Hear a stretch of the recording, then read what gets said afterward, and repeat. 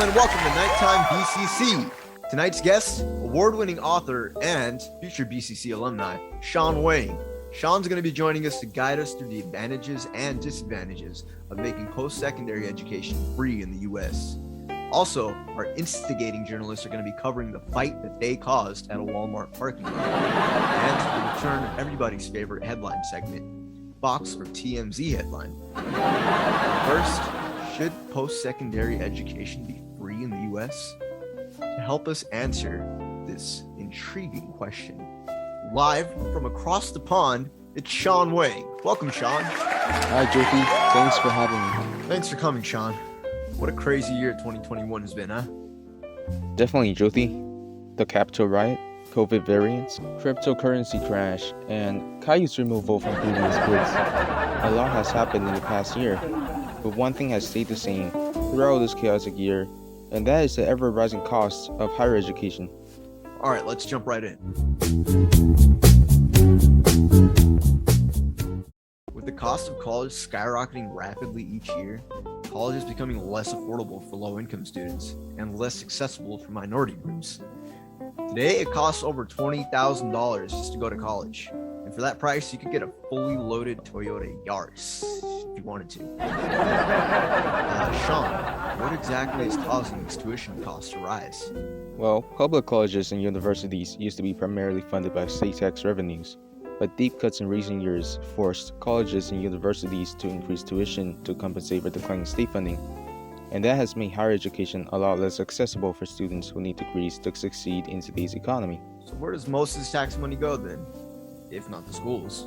Gymnasiums? Infrastructure? Billionaire bailouts? Well, believe it or not, a majority of the US tax dollars go into national defense.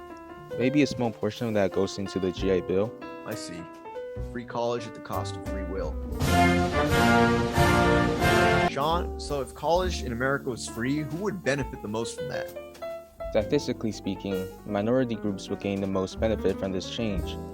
That's not to say that no one else will gain benefits. After all, this will result in the end of crippling loans and student debt.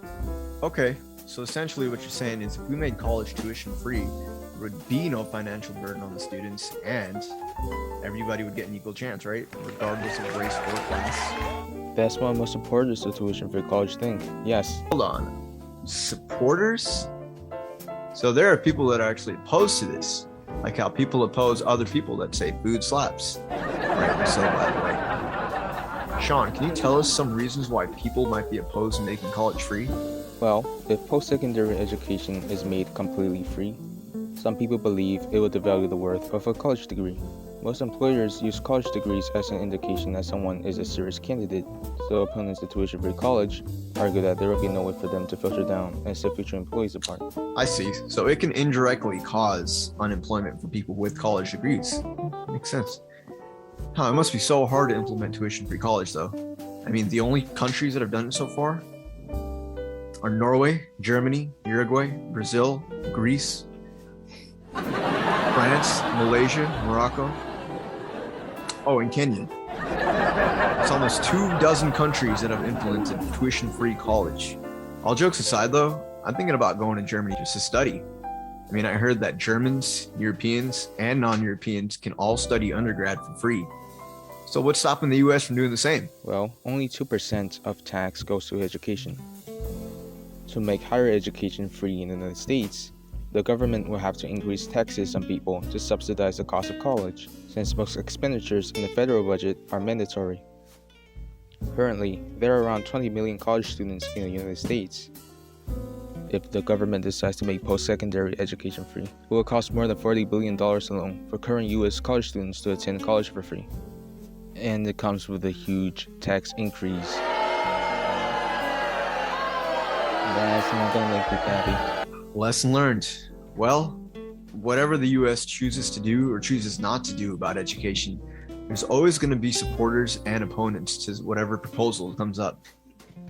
It's impossible to satisfy everybody, but there's got to be a satisfying answer for this problem. What do you, BCC students, think about this?